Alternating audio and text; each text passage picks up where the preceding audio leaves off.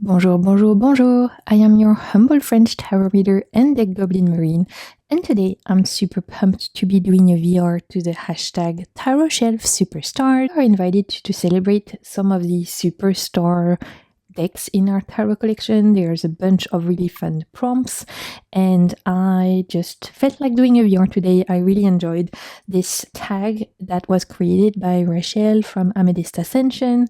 And so, of course, I will leave the link to her original video down below if you want to go and check it out, send her some love.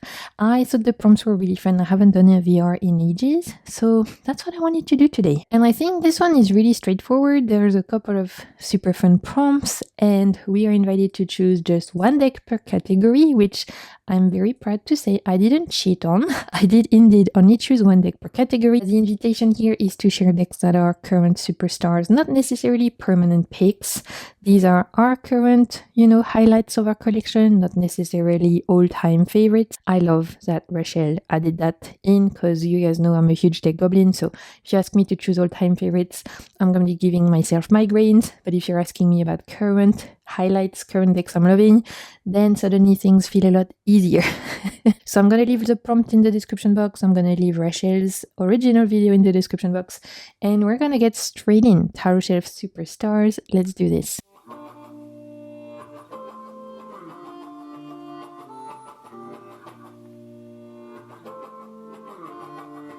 So the first prompt in this tag is your current personal reading superstar, the one you're reaching for again and again, your current ride or die.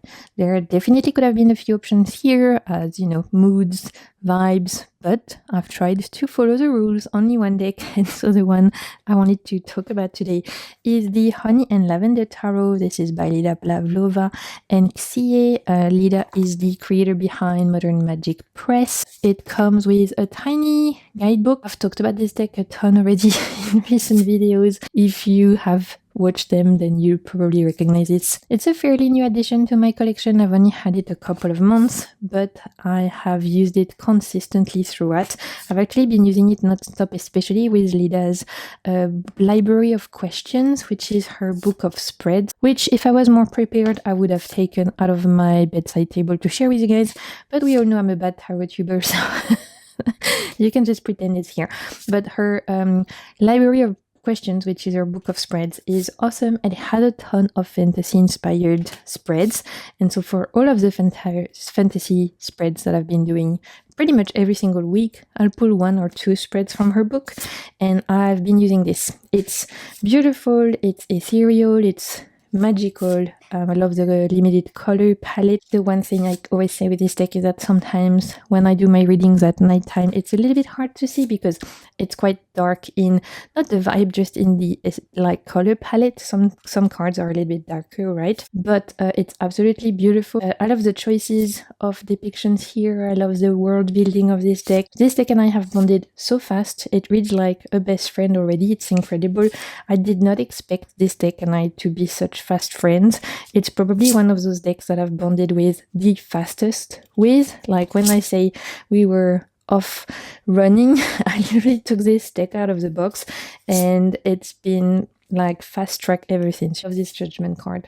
It's awesome. So this is really, really cool. I love this Five of Cups also with the tears on the letter. You can really see whatever you want here, but you still feel the sadness. It's really cool. So that's and just one last card. One last awesome card, Nine of Wands. Come on, how cool and epic this is. This could be cover of a book and I would purchase immediately. Prompt number 2 is your superstar for best guidebook, the deck whose guidebook deserves a standing ovation. This is an oldie but a goodie in my tarot collection. This is one of my all-time favorites, actually, not just a superstar of now, but probably an all-time one. It just happens to be that I'm currently using it a lot, and that's the Dark Goddess Tarot by Ellen Lorenzi Prince. I'm having a huge Ellen Lorenzi Prince moment. I'm actually expecting this is mass market, by the way. I'll show you cards while I'm blah blahing. I'm actually expecting to receive 2 Ellen Lorenzi Prince decks I had my eye on, the Minoan Tarot and the Greek Goddess Tarot, thanks to a wonderful friend I've made over on Instagram. If you're watching, I'm sending you so many hugs. She made my deck Goblin Dreams come true, as these decks didn't deliver to Reunion, so they're now on their way to me thanks to her. There's a new deck out by her, the Dark Daughter, I think, which I had pre-ordered and it got lost, typical, so I've had to reorder it, so I'm still waiting for that to come. But you'll probably see it in like next haul, as I'm hoping it won't take too long. Of course, when I get her indie decks, I'll share with you guys as well whenever they arrive. But to talk about the Dark Goddess Tarot, this is, you're gonna see, it's a goddess deck. On every single card we have goddesses from all over the world, different cultures, different mythologies. And what I've been doing ever since I've had this deck is pulling 1 card per new moon, 1 card per full moon, sometimes more than 1, but honestly 1 is enough in my opinion, because there is so much you can get into with these, and the writings from Ellen are just magical, wonderful, a little bit witchy, healing, thought-provoking. If you guys like women who run with the wolves, you like this, you know. That's the best way I can describe it. You see, it follows tarot structure, like we have air, earth, fire, and water, and we have major arcana, but just because there's so much to dive into each card, I definitely don't do big spreads for this. There's also renaming when it comes to court cards, which makes this harder for me to use as a tarot deck, so I kind of use this as an oracle, to be honest, which is fine. It works wonderfully for me. And the guidebook, we're here to talk about the guidebook. The guidebook is absolutely incredible. For each of the card, you have full page color, you have the title of the goddess, so here Witch of Fire, which I think is are witches queens. Yeah, I think witches are queens, if I remember. Yes. So it's in this deck. Queen of Wands is Witch of Fire. Ceridwen, the Welsh goddess of transformation. You have a full text. It's not huge, but it's definitely enough to give you a little bit of a glimpse as to who the goddess is. So that's great. And then here is the magic. Here are the words from Ellen, and they always feel very, you know, just empowering and badass and just awesome. You can pause. I'm feeling a little bit sick, so I won't make you suffer through my fraggy French accent to read through that, but definitely have a look. This guidebook is incredible. I love, like I said, I love all of her work. I would love, just putting that out there in case anyone has it and is willing to part, I'd love to get my hands on the Crown Tarot. Of course, I'd pay for it. If anyone has it and is willing to part with it, Tarot of the Crown by Ellen Lorenzi Prince, let me know. Send me an email, send me a DM. This is one of my unicorn decks. But for best guidebook, superstar guidebook for now, this is one that's been living on my bedside table all year. And next prompt is current favorite Witchiest superstar. This was very easy. I could have chosen the Honey and Lavender, to be honest, but Honey and Lavender feels more fantasy to me than witchy, whereas this, the one I'm going to share with you now, feels a lot more witch in the sense of working with land magic and working with ancestors of the land, working with spirits of the land, the witchcraft that deals with putting your hand in the soil and getting your hands dirty and collecting feathers and burning candles and incense and sitting by the ocean and listening to what the spirits of the land have to tell you. That's how I do witchcraft. I don't really call myself a witch anyway, but I do a lot of witchy shit. Do with that what you may. The deck to me that feels the witchiest that I'm using right now is the Altered Tarot deck. This is an indie deck. I've kind of been keeping this deck to myself. I've shared it in a haul, and then I kind of took time to like spend time with it away from, you know, social media. I've started seeing it more on social media being shared ever since I showed it on a haul and stuff, so I'm glad people are catching on to it because it's incredible. But personally, I needed time to work with this deck on my own because it feels so profound and incredible that I needed to spend time with it away from eyes, other eyes than myself, you know. So here are the backside of them already. I mean, come on, we're straight in it. It's it comes edge, beautiful matte cardstock, rose petal, and there you go. Look, we're already in the witchy shit, you guys. I adore this. It's extremely profound. It's a photography deck. The guidebook has poems for each of the entries that were written by the author. Obviously, the photographs were all done by the creators too. So this is a project of love, a labor of love, and it is a reference to the land, to the earth spirit, and to connecting with non-human beings. So that's how personally I relate to witchcraft, right? I don't do Wheel of the Year stuff. I don't do Wicca stuff. I don't do coven stuff. Like I said, I don't even call myself a witch necessarily. I've never really felt like the need to put that label on myself, although I totally respect for those of you who do claim that title, because I think it's really badass. I just never felt that it 100% suited me, if that makes sense. But then I do a lot of witchy shit that I guess, non-witchy spiritual would probably think is very witchy. So I'm kind of in the middle, doing my own thing. But when I connect to spirit, source, magic, and I want to tap into something greater than myself, I usually do that through nature and through the land and through the animals and plants. And, this feels very magical and potent to me because it feels like this is where magic lies for me. The power of earth and the power of nature is where I find a lot of magic in my life. On top of that, it's incredibly beautiful. Like I said, the guidebook has poems, so it's very moving. I think this is the kind of deck that also requires contemplation, meditation, mindfulness. You're kind of asked to sit with it. With this one, it's not a deck you're going to be like, oh, what do I need to know today? I mean, you could pull a little card about your appointment or your date, but it doesn't feel like you would make the most of that deck if you were to ask those questions. However, connecting to your spirituality, to your past, to your craft, to your guides, to source spirit, the great goddess, whatever you guys believe in, through this deck has been incredible. This deck also has allowed me to tap, and I guess that's very witchy, but is a deck I've used a lot to connect with Persephone, and Hecate even has come through for me with this deck because it feels quite liminal. The mix of, this very like dark time, nighttime, dawn/dusk time that this deck is set at, with the liminal color, like the liminal place and time of day where these pictures are taken. A lot of them are at nighttime or when the sun is setting. Feels very Persephone to me. Persephone in like her form of descending to the underworld, not the form of like, Maiden of Flowers, but more so Queen of the Underworld vibes. And also Hecate has come through for me through this deck. So it's incredibly potent. It's incredibly beautiful. I'm even struggling to put into words how I work with this deck because it feels so personal. So I guess I'm not doing a very good job at telling you guys how I'm using it, but just this is the kind of deck that I think everyone who works with it will develop a very strong personal relationship with. The next prompt is your superstar for past life work, the deck that remembers before you do. I love how Rachel wrote that, by the way.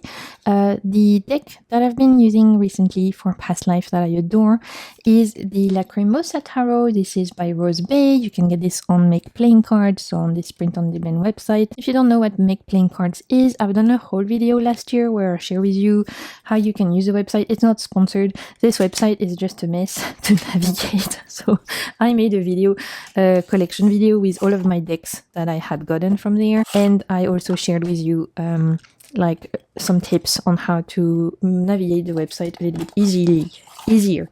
That's more English, Marine. So this is Lacrimosa, decorated by Rose Bay, and it's quite funny, this deck, and we have a little bit of a story because I have had this deck since it came out last year, because for me, when Rose Bay makes something, I'm like, add to cart.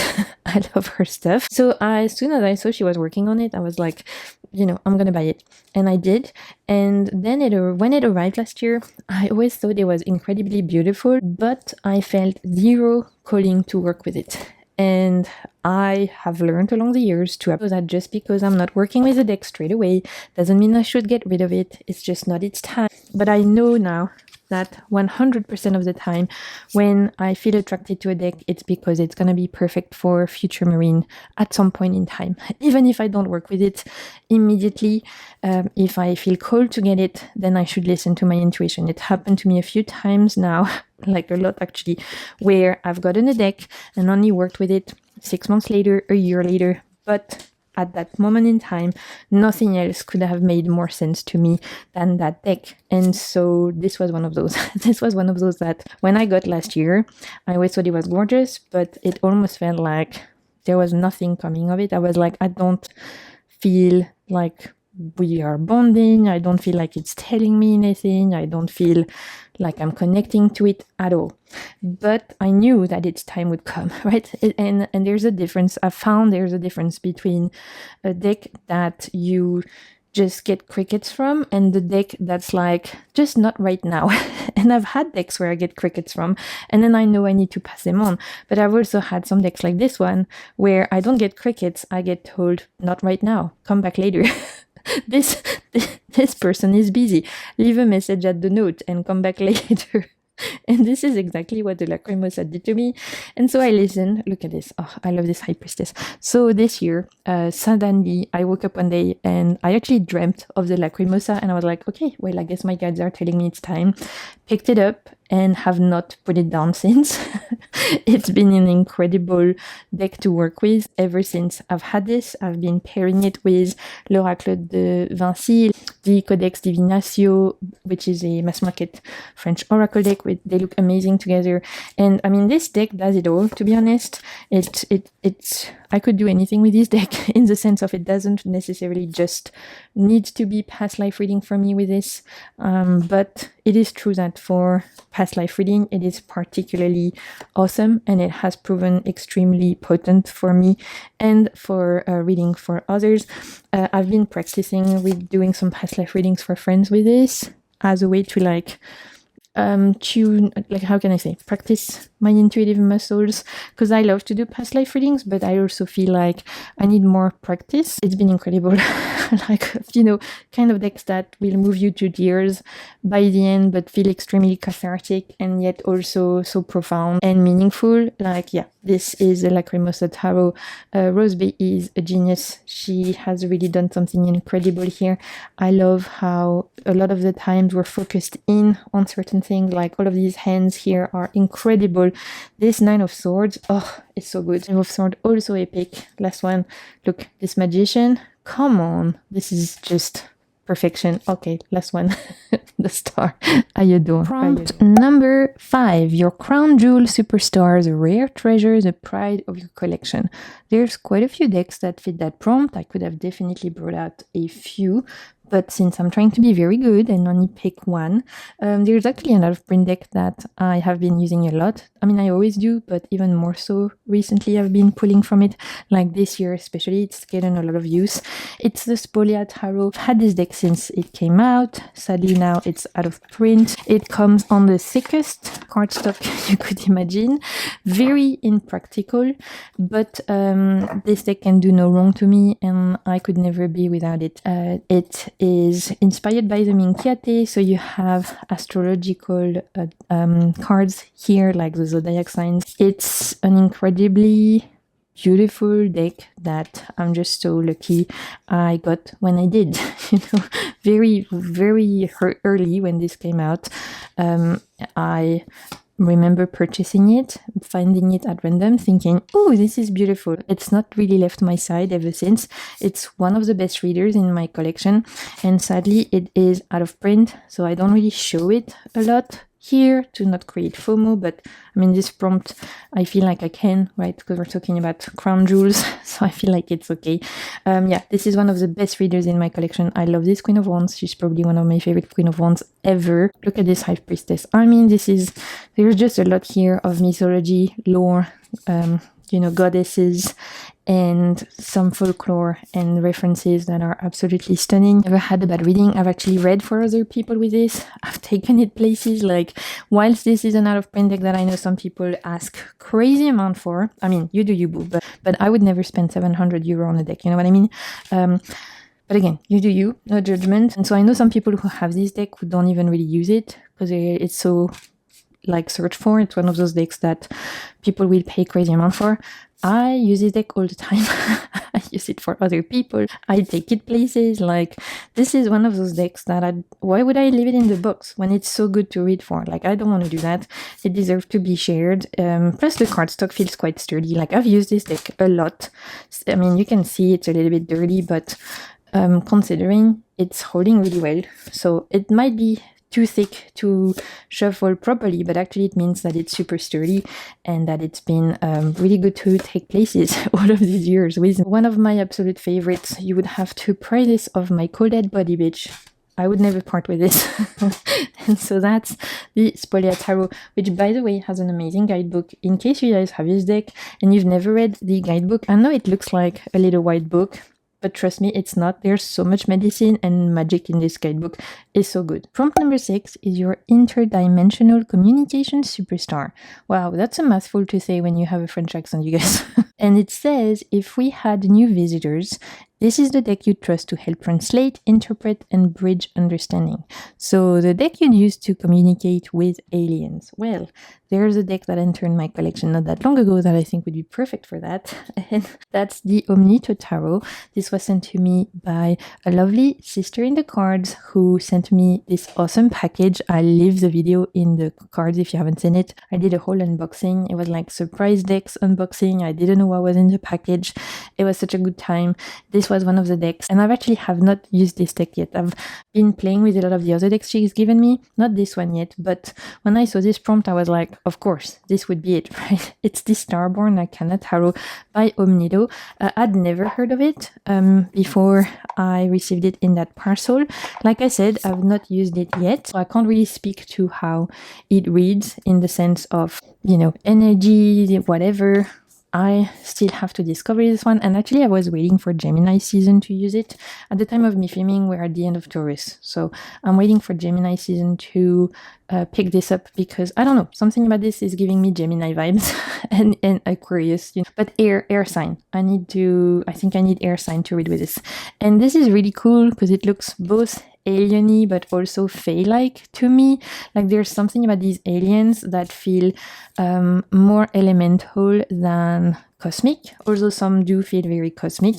It's really cool. Like, really cool art style. Look at this. And it's the kind of art style that I feel like I'm gonna need to sit with, because it's not your stereotypical green aliens, right? With like 3 eyes. So I really need to spend time with this one. And that's why I haven't used it yet, because I wanted to make sure I give it proper time and energy to get to know it properly. So the suits are inhabited by beings that fit that element. So like the wands, they seem to be aliens who live in a very like fiery planet, in a little bit Avatar vibes, in my opinion. The cups, again, we see more underwater kind of aliens, and just the art style is really stunning, but also quite striking. Like, this is a deck I've never would have seen or discovered, so I'm super curious to see how it's gonna read. Really, really curious. We for the swords, you'll see these are almost giving like angel aliens, so it's so cool, right? Look at these. It's really interesting. It's like alien meets fae meets angels. And even just flipping through the cards, the energies of this deck are really unique, which is why I automatically thought of it. And obviously for Pentacles, we're more so earthy, which is why I was thinking of this deck for this particular prompt, because there's something about this that feels like you can connect to other timeline, other dimensions even, right? With this deck, it feels like you can truly tap in some interesting energies that are not just of planet Earth, and I love that. Starborn Arcana Tarot comes with a guidebook. Cardstock is great, by the way. It's matte, beautiful cardstock. We have some gorgeous blue edging. I'm really excited to work with this as soon as Gemini season starts. Prompt number 7, your rockstar musical landscape superstar, the deck with a soundtrack, cinematic, moody, unforgettable. I didn't have to look very long for a deck perfect for this prompt, you guys. Of course, talk about the Melodic Moods Tarot. This is by Tarot Collectibles.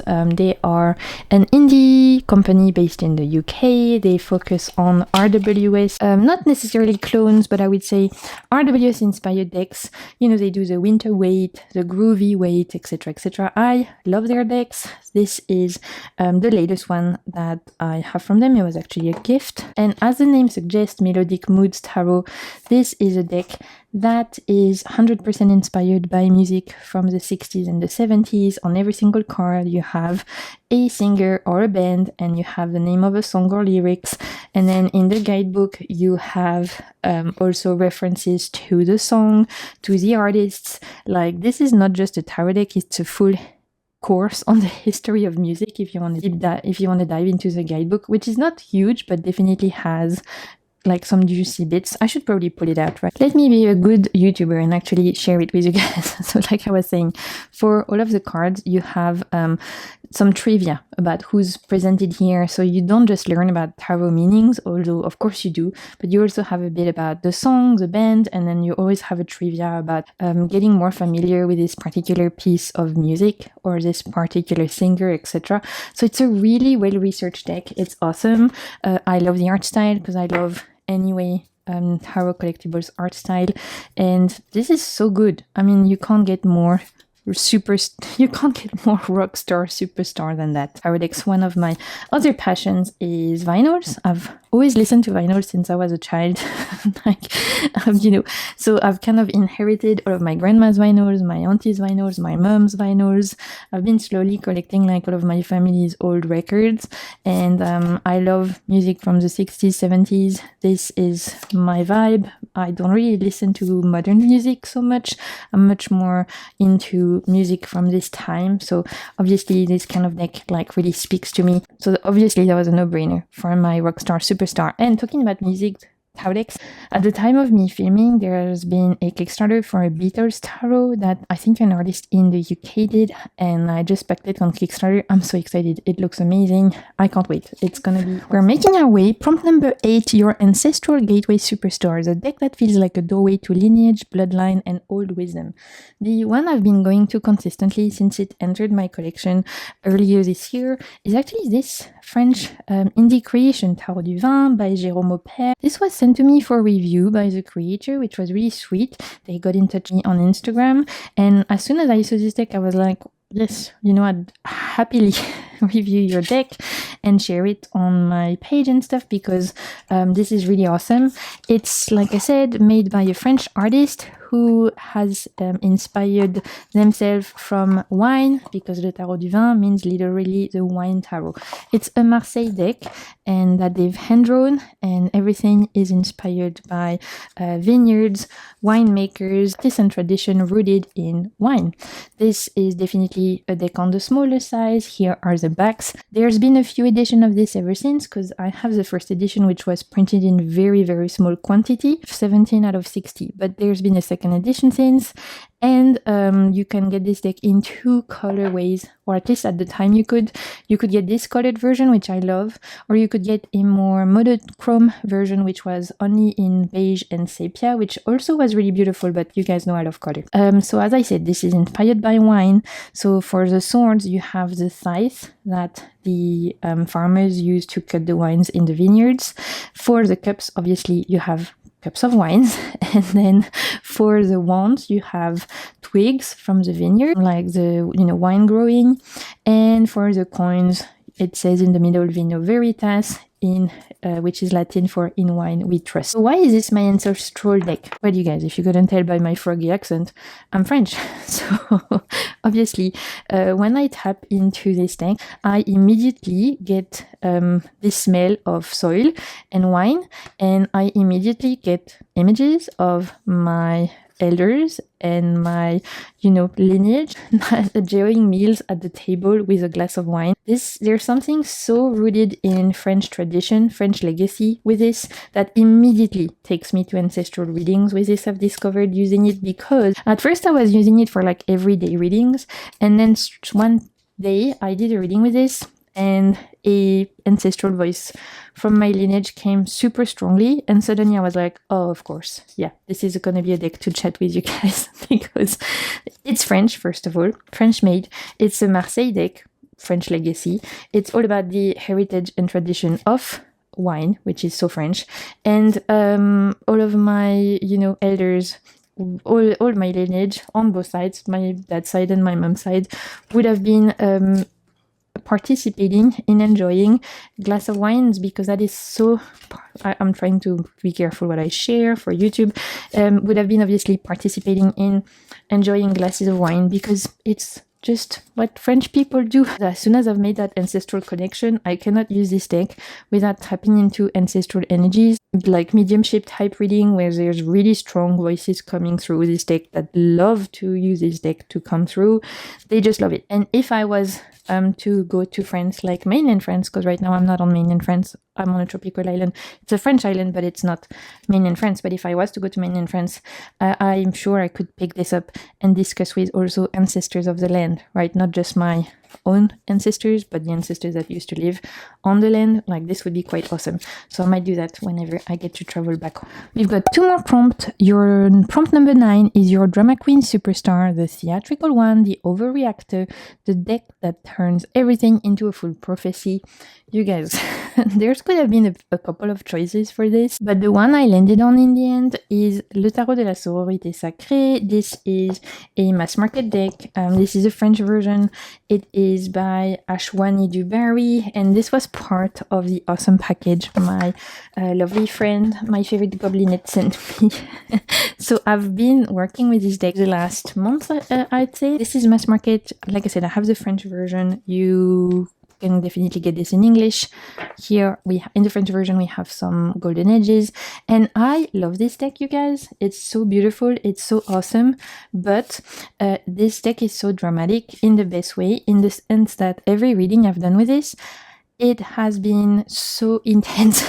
Like, I will ask about the most mundane stuff, and it will turn the reading into like life-changing, deep, moving, transformative, what is the meaning of life reading.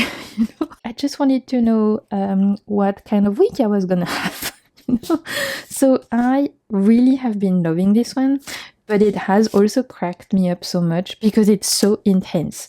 Like, this deck is super intense, and it's such a drama queen in the sense of the best way, in the best way possible, in the sense of everything is huge, everything is big, everything is important, and it really has a big voice. I'm trying to be careful because this one has a lot of nudity, so we're gonna try and not piss off the algorithm. I think the art style is gorgeous. I think the color palette is gorgeous. I don't know what it is about this deck. I'd love to know if you guys have the same, can I say that? If you have the same feeling when you use this. Do you also feel like this is an extremely dramatic deck, in the sense that this deck doesn't really want to chat about day-to-day stuff, or if you go to it for day-to-day stuff, it's gonna make everything turn into a big deal. It's going to want to talk to you about not just your day-to-day, but about much deeper things. I did not think that when I picked this up and I started to work with it. When I opened the box and I looked at the images, I was like, oh, this is so cute. It's an RWS inspired deck with tons of beautiful people represented. There's some diversity here. I love the art style. This is going to be awesome. It's going to be like an RWS inspired deck that I can use for everything, and that I can just pick up at the box and, do my little readings with. Oh, no. You got to bow to this one. She has a strong personality, and you don't want to mess with her. She definitely has a big personality, and yeah, you don't want to mess, right? Queen of Swords to the max, I think, with this one. But I love it. So I've been really enjoying getting to know her, and also she's quite sassy, for sure. It surprised me. Last prompt, you guys, we've made it. Prompt number 10, your slightly unhealthy obsession superstar, the one you think about a little too much. No judgment. One of the recent additions to my collection, and it's a deck I've been thinking about when it was on Kickstarter, and I really debated getting it or not, and I didn't back it on Kickstarter, and then I massively regretted it, and I was like, Maureen, you're such an idiot. So then I was stalking it, but thankfully they released it to the public, so even if you didn't back the Kickstarter campaign, you can get your hands on it. I actually got mine from Nico from Salon des Arcanes. I'm talking about the Kamena Tarot. Why did I not back this on Kickstarter? Like, I'm a dum-dum sometimes, truly. Sometimes I'm a fucking idiot, you guys, because I remember thinking, oh, I don't want to back a majors only deck. There's not that many cards. Maureen, shut the fuck up. This is amazing. And truly, huge mistake. Huge. But I've thankfully repaired my wrongdoing. I said this is a majors only deck. It's it's written by Laetitia Barbier, who is a very insightful, intelligent, and awesome French occultist, and illustrated by Lou Bennec. This is the first edition. It's a majors only inspired by the Tarot de Marseille. Eventually, they will potentially make an oracle deck to go with this. I don't know if they're ever gonna make a full tarot deck, but whatever they make next, I'm like, take my money, because I've made a mistake once. I will not make it again. So this has 22 major arcana and 4 extra cards. These are the Kamena cards. Kamenas are spirits in Greek mythology, spirits of the water. And so as you can see from these 4 spirits that were drawn as added majors that you can either use as a mini oracle deck or that you can use include it in your deck. I've put them aside, but they are incredibly beautiful, and of course the guidebook covers meanings for each of these beings and each of these kamenas, which again are water spirits, water entities in Greek mythology. Oh, I just love this art style so much. And yeah, I remember when the Kickstarter campaign came out, it was a little bit expensive, the deck for majors only. And I think at the time I probably had already bought too many decks, and I was like, I don't want to spend that much money for like a major arcana.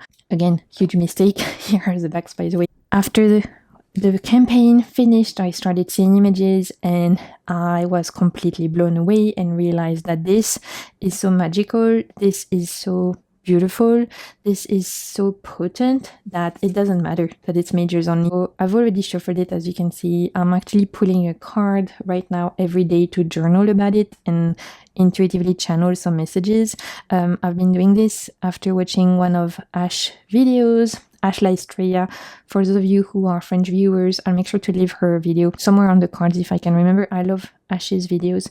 She's a French tarotuber. She's a creator of the Estrella Tarot, and she did a video recently on Tarot de Marseille and how she's putting a major every day. And I've been inspiring myself from her video and doing that with this, and it's been incredible. So I mean, look at this Hierophant, you guys. It's so beautiful. It's incredibly powerful. The writings from Laetitia are deep. Look, I'm speechless, you guys. Sometimes I really can be stupid because this is perfection. This is perfection. Of course, if they ever make a full deck, I'll purchase it. If they make an oracle deck, I'll purchase it. Hell, if they make a box of tissue, I'll purchase it. At this point, I love this. I'm obsessed. Here's the Emperor. This is a truly unhealthy obsession. I was obsessing over this deck when the Kickstarter campaign finished. I was obsessing over this deck, like waiting for it to come out. Now that it's in my hands, I've been looking at the images every day, pulling a card a day, leaving it on my altar, journaling. I had watched every review that people did. I'm obsessed. Look at this. Look at this, you guys. There's every single detail. Laetitia goes into every single, object, symbol, color. There's so much hidden meaning. That's the card I pulled yesterday, actually. The Strength card. Oh, it's so good. And of course, like I said, the guidebook, incredible. Laetitia's writing is beautiful. There's just so much here. In terms of magic vibes and depth and research and potency, this is on par with Marielle for me, just to give you an idea. And we're gonna finish on that, you guys. I'm gonna leave us on this beautiful High Priestess. Thank you so much for watching. I hope you enjoyed this video. Let me know what would have been your choices in the comments if you want to share. Thank you so much to Rachel for creating this tag. It was super fun. I'm sending you so much good vibes as usual. I hope you're all doing well, and I'll see you soon, internet. Bye.